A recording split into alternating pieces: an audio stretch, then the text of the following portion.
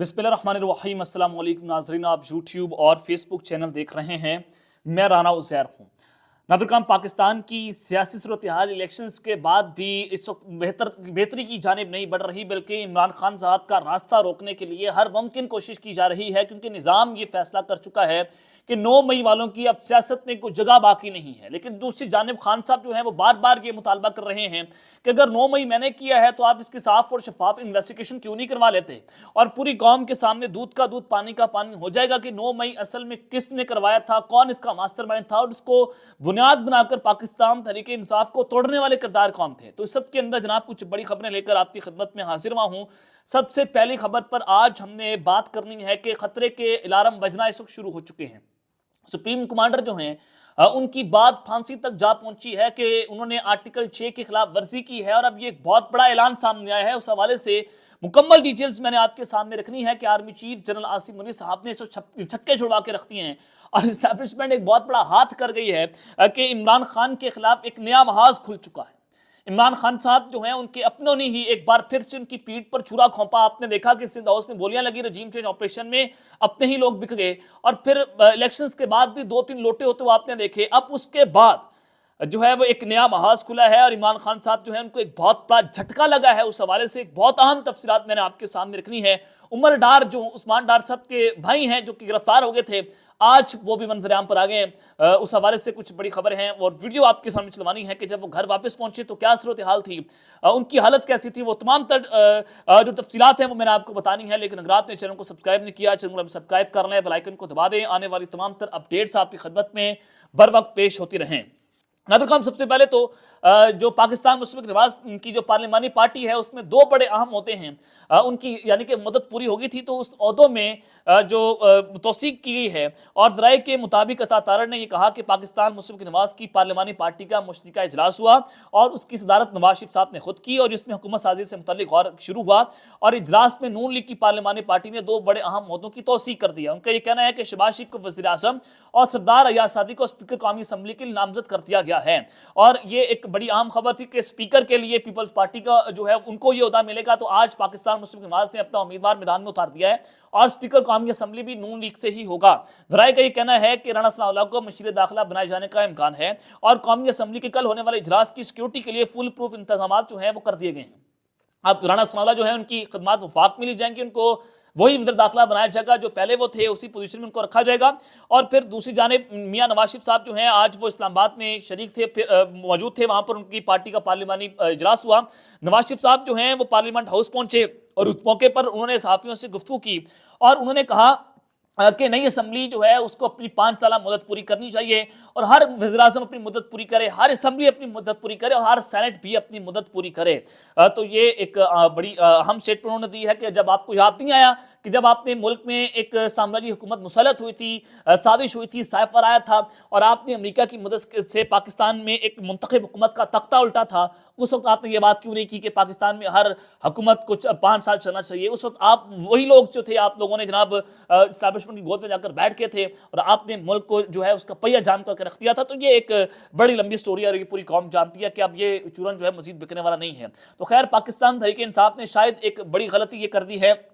कि हम अपनी मौजूदा सियासत में कोई बैनुल अक़वामी मुदाखलत बर्दाश्त नहीं कर सकते। पाकिस्तान तहरीक इंसाफ का मौक़िफ़ भी यही है। तो खान साहब ने जो IMF को ख़त लिखा, मेरी नज़र में ये एक बहुत बड़ी गलती है, और ये पाकिस्तान के जो अंदरूनी मामलात हैं उसमें मुदाखलत की बात है। यानी कि यहाँ पर बहुत सारे भाई हमारे शायद नाराज़ भी हो जाए, लेकिन नाराज़गी वाली बात नहीं है, पाकिस्तान की बात है। और पाकिस्तान में जो लड़ाइयाँ चल रही हैं, हमें अपने मुल्क में ही उसको लड़ना चाहिए, अपने मुल्क में ही उसको ख़त्म करना चाहिए। हम यहाँ, ये मेरा मुल्क है, ये पाकिस्तान भी हमारा, ये फ़ौज भी हमारी, हमारी लड़ाइयाँ चलती रहेंगी, ख़त्म नहीं हो जाएंगी। लेकिन जब कोई बैरूनी साजिशें आने यहाँ पर जब शुरू हो जाएँ तो ये लड़ाई और आग मजीद फैलती चली जाएगी। तो पाकिस्तान तहरीक इंसाफ ने खैर मुआशी और सियासी बुरानों में फंसे पाकिस्तान के खिलाफ IMF को ख़त लिख दिया है, और जो राइटर्स हैं उन्होंने दावा किया कि पाकिस्तान तहरीक इंसाफ ने ख़त लिखा और IMF को मुआहदे से कबल सियासी सूरत हाल को मद्देनजर रखने की दरख्वास्त की है। IMF ने ख़त के हवाले से भेजी गई ईमेल का जवाब नहीं दिया, और IMF ने ईमेल में बताया कि अभी तक कोई ख़त मौसूल नहीं हुआ। पाकिस्तान तहरीक इंसाफ का IMF का जो ख़त है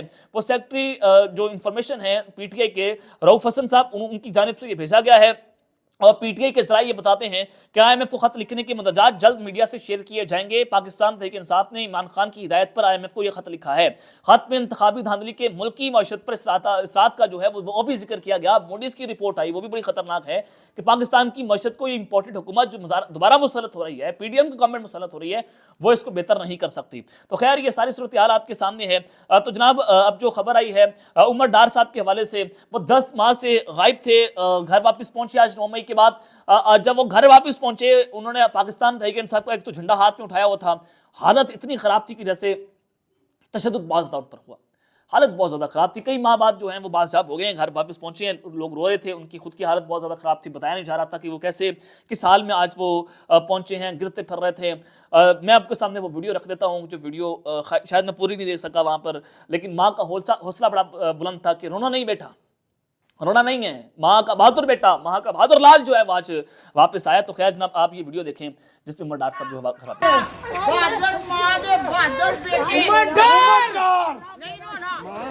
بہادر بیٹے زندہ باد، عمر ڈار زندہ باد،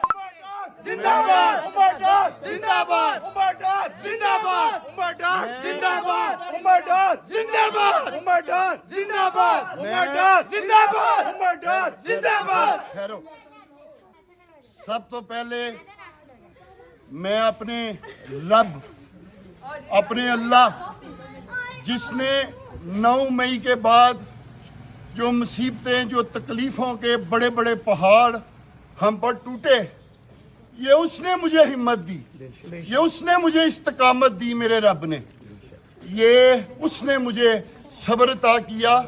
اور آج میں اپنے رب کے حکم سے، اس کی رضا سے اپنے گھر خیریت سے پہنچا ہوں۔ 10 ماہ بعد آج میں اپنے گھر آیا ہوں، اور میری دعا ہے کہ 9 مئی کے بعد تحریک انصاف کے جتنے لوگ آج تک گھروں سے در بدر ہیں، جو قید و بند کی صحبتوں میں ہیں، میں خود 2.5 ماہ قید و بند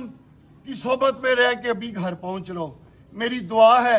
کہ اللہ تعالیٰ ان سب کو خیریت سے جلد از جلد ان کے گھروں میں واپس لے کر جائے۔ باقی سنیا سی کہ ماواں دے پتر شیر ہوندے نے، لیکن اے ماں، اے پتراں دی شیرنی ماں ہے، پتراں دی شیرنی ماں۔ اور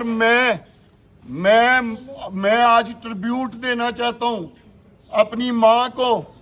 گھر میں سب سے پہلے آتے ہی میں ٹربیوٹ دینا چاہتا ہوں،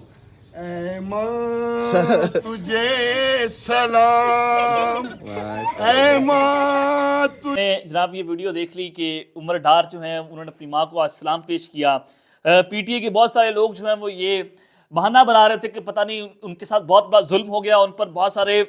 مصیبتوں کے پہاڑ ٹوٹے بھی، اور بہت زیادہ ٹوٹے، یہ اس میں کوئی بڑی بات نہیں ہے، ہم بھی اس میں شریک تھے، ہمیں بھی جو ہے وہ یہاں سے غائب کیا گیا۔ لیکن عمر ڈار صاحب جو ہیں وہ جناب آج بغیر کسی ویڈیو کے باہر پہنچے، انہوں نے کوئی پاکستان تحریک انصاف اور عمران خان صاحب کا ساتھ نہیں چھوڑا،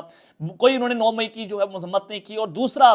کٹے کھا لی، مارے کھا لی، جان کی بازی ہار گئے، لیکن یہ دونوں بھائی جو ہیں عمران خان کے ساتھ کھڑے رہے، ان کی والدہ بھی خان صاحب کے ساتھ کھڑی رہیں گے۔ خراج تحسین آج پوری قوم کو ان کو پیش کرنا چاہیے کہ آج وہ قید و بند کی صحبتوں کے بعد بھی عمران خان صاحب کے ساتھ کھڑے ہیں، اور جھنڈا اور وہی پیار ان کا وہ موجود تھا۔ تو خیر جناب اس سب کے اندر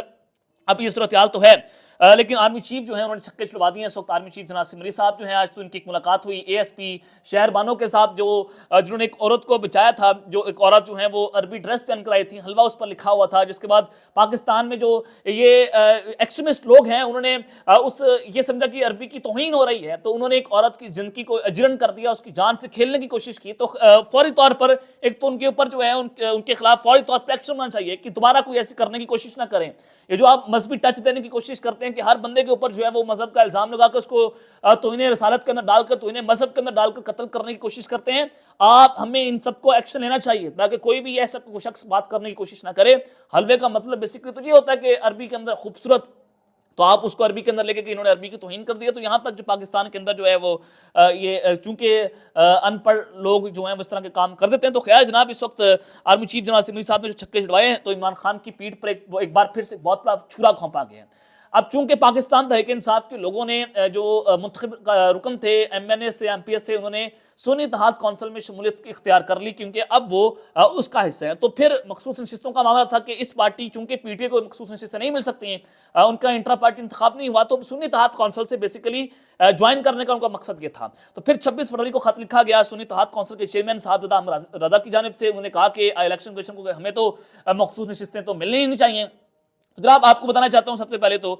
جو کامران خان صاحب نے ٹویٹ کی ہے، انہوں نے کہا کہ عمران خان کی ایک اور فاش غلطی، سنی اتحاد کونسل میں شمولیت کی بھاری قیمت، آج سنی اتحاد کونسل نے عمران خان کو ہری جھنڈی دکھا دی ہے اور اب سے تھوڑی دیر بعد میں الیکشن کمیشن فیصلہ دے دے گا۔ پاکستان تحریک انصاف درجنوں مخصوص نشستوں سے بھی ہاتھ دھو بیٹھے گی، تابڑ توڑ غلط فیصلے، پاکستان تحریک انصاف ایک بار پھر غلط حکمت عملی اور غلط اندازوں کا شکار ہو گئی ہے۔ یاد رکھیں کہ عمران خان کے پنجاب اور کے پی کے کی اسمبلی سے تحلیل کرنے اور قومی اسمبلی سے استعفوں نے بھی پاکستان تحریک انصاف کو ناقابل تلافی نقصان پہنچایا۔ میں سمجھتا ہوں کہ عمران خان کا آئی ایم ایف کو خط لکھنا پاکستان پروگرام کو مشروط کرنے کا بھی نامناسب اور غلط ہے۔ آئی ایم ایف پروگرام کا سیاست سے کوئی تعلق نہیں ہے، یہ پاکستان کی معاشی بقا کا معاملہ ہے، یہ جناب انہوں نے بات کیا۔ اور پھر دوسری جانب جو خط لکھا گیا سنی اتحاد کونسل کے چیئرمین کی جانب سے کہ ہمیں مخصوص نشستیں نہیں چاہیے، جو اتحاد بنا پاکستان تحریک انصاف اور سنی اتحاد کونسل کا، تو اس پر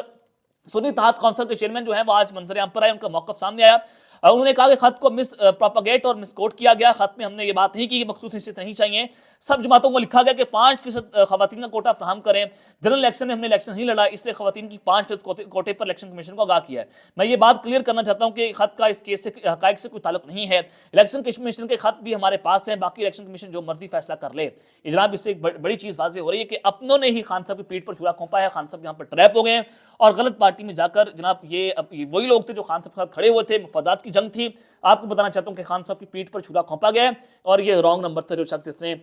جس کے ساتھ خان صاحب کا یا پی ٹی آئی کا جو ہے وہ اتحاد ہوا ہے۔ تو خیر جناب دوسری جانب فوج کے سپریم کمانڈر جو ہیں ان کو پھانسی دینے کی بات ہو رہی ہے۔ ڈاکٹر عارف الوی صاحب صدر مملکت ہیں،